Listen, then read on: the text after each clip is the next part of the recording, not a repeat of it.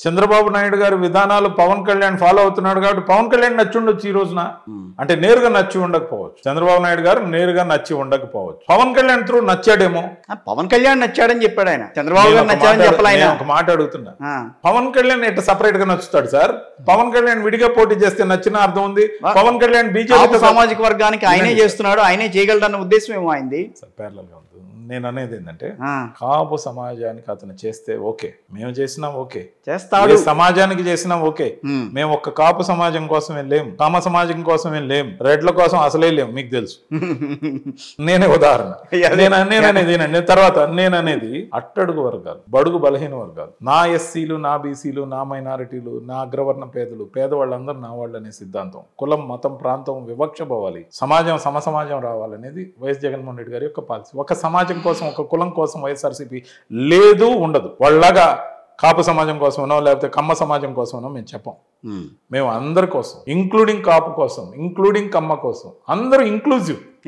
మేము కలిపే ప్రయత్నం చేస్తున్నాం, వాళ్ళు విడగొట్టే ప్రయత్నం చేస్తున్నాం. గమనించండి, ఆ రోజున చంద్రబాబు నాయుడు గారు హింసించినప్పుడు పవన్ కళ్యాణ్ ఎప్పుడైనా ఒక్క మాట మద్దతుగా ముద్రగడ గారి కోసం మాట్లాడారా? ముద్రగడ గారు కానీ, హరిరామ జోగయ్య గారు కానీ ఈ రోజు కూడా పవన్ కళ్యాణ్ లో ఒక కాపును చూస్తున్నారే కానీ ఒక నిజాయితీ పరుడిని, కాపు సమాజం కోసమైనా నిఖార్సుగా నిలబడేవాడిని చూస్తున్నారా? వాళ్ళకి అనేకమైన డౌట్స్ ఉన్నాయి అతని మీద. కానీ దిక్కు లేక ఇతను ఒకటి ఆశాకరణంగా కనబడుతున్నాడు, ఇతన్ని కనీసం సపోర్ట్ చేయాలన్న ఆలోచన అంతరాల్లో ఎక్కడైనా వచ్చినప్పటికీ చంద్రబాబు నాయుడు గారి పాదాల చెంత కాపుల ఆత్మగౌరవాన్ని తాకట్టు పెడుతున్న పవన్ కళ్యాణ్ చూస్తే వాళ్ళకి జుగుప్స కలుగుతుంది. దాన్ని రాబోయే ఎలక్షన్ కి ముందు మీరు చూస్తారు. అదేంటి, మీరు వైఎస్ఆర్ కాంగ్రెస్ పార్టీ కాపులకి చాలా చేసిందని మీరు కూడా చెప్పారు కదా. కాపులకి కాదు సార్, అందరికీ చేస్తున్నాం. మరి అప్పుడు మీ దగ్గరికి రావాలి కదా సార్. మాకేం అటువంటి పట్టింపు లేదు సార్. అంటే అతను ఏ విధంగా ఐడెంటిఫై చేసుకోవాలో ప్రతి మనిషికి ఒక భావ ప్రకటన స్వేచ్ఛ ఉంటుంది. కానీ మేము అండర్లైన్ చేసి ముద్రగడ గారికి చెప్పదలుచుకున్నది ఏంటంటే, మీరు పవన్ కళ్యాణ్ ని సపోర్ట్ చేయాలని మీరు అనుకుంటే చేసుకోండి సార్. వైఎస్ఆర్సీపీని సంప్రదించలేదు. మేము ఒక మాట చెప్తున్నా సార్, చేసుకోండి సార్. ముద్రగడ గారు, మీరు పవన్ కళ్యాణ్ సపోర్ట్ చేయాలంటే చేసుకోండి సార్.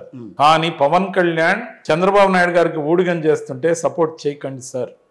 బీజేపీతో ట్రావెల్ అయినా చెయ్యండి సార్, సింగిల్ గా పోరాడినా చెయ్యండి సార్. అతను బాస్ దగ్గర బానిసలాగా చంద్రబాబు నాయుడు గారికి మీ సమాజాన్ని మొత్తాన్ని, మీ జాతిని మొత్తాన్ని తాకట్టు పెడుతుంటే ఆత్మగౌరవం కలిగిన ముద్రగడ గారు వద్దు సార్. ఉంటే మీరు కనీసం అలా న్యూట్రల్ గా ఉండి దూరం నుంచి ఈ అరాచకాన్ని చూసి చూడకుండా ఉండండి. కానీ ఈ విధంగా ఒక వర్గాన్ని తీసుకుపోయి ఇంకొకరి పాదాల చెంత పెడుతుంటే మీరు ఎలా ఊరుకుంటారు సార్? నోరు తెరవండి సార్, నిజాలు మాట్లాడండి సార్.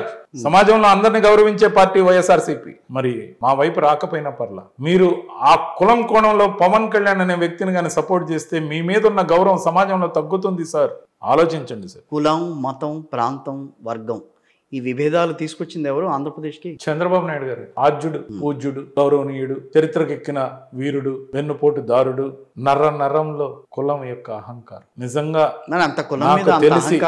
నాకు తెలిసి చంద్రబాబు నాయుడు గారికి ఉన్న కులపిచ్చి పవన్ కళ్యాణ్ ని కలుపుకుందామని ఆయన ప్రయత్నిస్తున్నాడా? పవన్ కళ్యాణ్ గారే చంద్రబాబు వెనకాల ఇంకా వెళ్దామని ప్రయత్నం చేస్తున్నారా సార్? ఈస్ట్ వెస్ట్ లో ఉన్న సీట్ల కోసం, ఈస్ట్ వెస్ట్ లో ఉన్న కాపు ఓట్ల కోసం, ఈస్ట్ వెస్ట్ లో ఉన్న సీట్ల కోసం, ఈస్ట్ వెస్ట్ లో ఉన్న కాపుల ఓట్ల కోసం, అక్కడక్కడ అన్ని దగ్గరలో కొంత ప్రభావశీలకమైన నియోజకవర్గాల్లో ఉన్న సామాజిక వర్గ ఓట్ల కోసం చంద్రబాబు నాయుడు గారు రంగా గారికి చేసిన దురాగతాన్ని ఎప్పటికీ మర్చిపోరని తెలుసు కాబట్టి ఇతన్ని అలయన్స్ పార్ట్నర్ గా చేస్తే అవి ఆటోమేటిక్ గా నాకు పడతాయి.